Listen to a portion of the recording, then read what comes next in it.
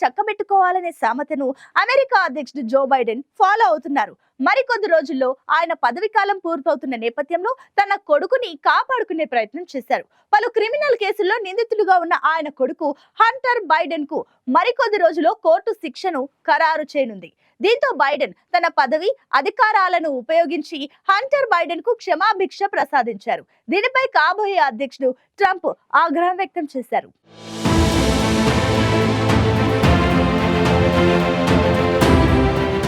మరికొద్ది రోజుల్లో అధికారం కోల్పోతున్న అమెరికా అధ్యక్షుడు జో బైడెన్ వరుసగా వివాదాస్పద నిర్ణయాలు తీసుకుంటున్నారు. జనవరి 20న కొత్త అధ్యక్షుడిగా డొనాల్డ్ ట్రంప్ బాధ్యతలు చేపట్టనున్నారు. ఈ నేపథ్యంలో బైడెన్ కీలకంగా వ్యవహరిస్తున్నారు. ఇప్పటికే రష్యా ఉక్రెయిన్ యుద్ధంలో లాంగ్ రేంజ్ మిసైల్స్ ఉపయోగించుకునేందుకు అనుమతి ఇవ్వడం తీవ్ర ఉద్రిక్తతలకు దారితీసింది. బైడెన్ తీసుకున్న ఆ నిర్ణయం ఏకంగా రష్యా అణు పాలసీలో మార్పులు తీసుకొచ్చింది. ఇప్పుడు బైడెన్ తన అధికారాన్ని ఉపయోగించుకుని తన కొడుకును కాపాడే ప్రయత్నం చేశారు. పలు క్రిమినల్ కేసుల్లో దోషిగా తేలిన తన కొడుకు హంటర్ బైడెన్ ను కాపాడేలా బైడెన్ చర్యలు తీసుకుంటున్నారు. హంటర్ బైడెన్ చట్ట వ్యతిరేకంగా తుపాకులు కలిగి ఉండడం, పన్ను ఎగవేత లాంటి కేసులో దోషిగా తేలారు. మరో 2 రోజుల్లో హంటర్ బైడెన్ కు కోర్టు శిక్ష ఖరారు చేయనుంది. ఇంతలోనే బైడెన్ కీలక నిర్ణయం తీసుకున్నారు. తన కొడుకును కాపాడుకునేందుకు బైడెన్ క్షమాభిక్ష ప్రసాదించారు. ఈ మేరకు జో బైడెన్ ప్రకటన జారీ చేశారు. అమెరికా అధ్యక్ష భవనం ఈ ప్రకటనను విడుదల చేసింది.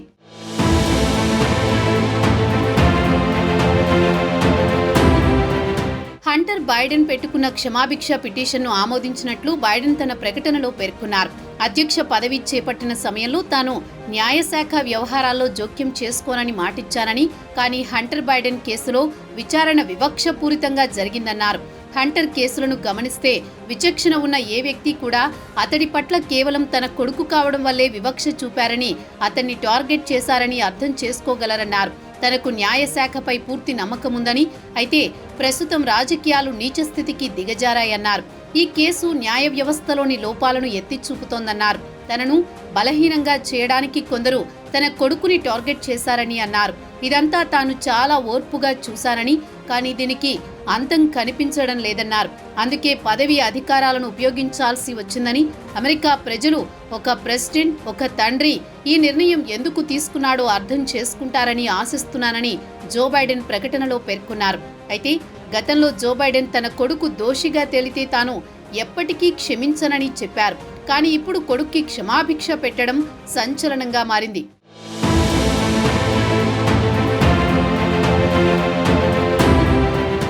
గతంలో డ్రగ్స్ వ్యసనానికి బానిసైన హంటర్ బైడెన్ 2018లో ఒక తుపాకీ కొనే సమయంలో తన గురించి పూర్తి వివరాలు ఇవ్వలేదు.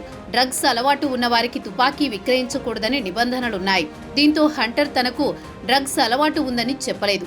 ఈ కేసులో జూన్ 2024లో హంటర్ని కోర్టు దోషిగా తేల్చింది. ఈ కేసులో డెలోవేర్ కోర్టు డిసెంబర్ 4న శిక్ష విధించబోతుండగా ఆయనకు క్షమాభిక్ష లభించింది. ఈ కేసులో హంటర్కు గరిష్టంగా 25 ఏళ్ల వరకు జైలు శిక్ష పడే అవకాశం ఉంది. అయితే ఇదే ఆయన తొలి నేరం కావడంతో శిక్ష కనీసం 12 నుంచి 16 నెలలు పడే అవకాశం ఉందని న్యాయ నిపుణులు తెలిపారు. ఇక హంటర్ బైడెన్ పై పన్ను ఎగవేత కేసులు కూడా ఉన్నాయి. సెప్టెంబర్ 2024లో ఆయన తన నేరాలను అంగీకరించారు. 2016-19 మధ్య కాలంలో హంటర్ ట్యాక్స్ చెల్లించలేదని, ఈ 4 సంవత్సరాలలో మొత్తం ఆయన $14 లక్షల పన్ను చెల్లించలేదు. ఇదే సమయంలో ఆయన డ్రగ్స్, వ్యభిచారం, ఇతరత్రా విలాసాలకు డబ్బు తీవ్రంగా ఖర్చు పెట్టారని తెలుస్తోంది. ఈ కేసులో ఆయనకు కాలిఫోర్నియా కోర్టు డిసెంబర్ 16న 15 ఏళ్లు జైలు శిక్ష విధించే అవకాశం ఉండగా ఆయన తండ్రి బైడెన్ క్షమాభిక్ష పెట్టారు. కుమారుడికి క్షమాభిక్ష పెట్టడంతో జో బైడెన్ తన అధ్యక్ష అధికారాలను దుర్వినియోగం చేశారని తదుపరి అధ్యక్షుడు డొనాల్డ్ ట్రంప్ మండిపడ్డారు. ఇది న్యాయాన్ని అణిచివేయడంతో సమానమని ఆయన అభిప్రాయపడ్డారు. జైళ్లలో ఖైదీలుగా ఉన్న J6 కేసు నేరస్తులకు కూడా బైడెన్ ఇలాగే క్షమాభిక్ష ఎందుకు ప్రసాదించలేదు అని ట్రంప్ ప్రశ్నించారు.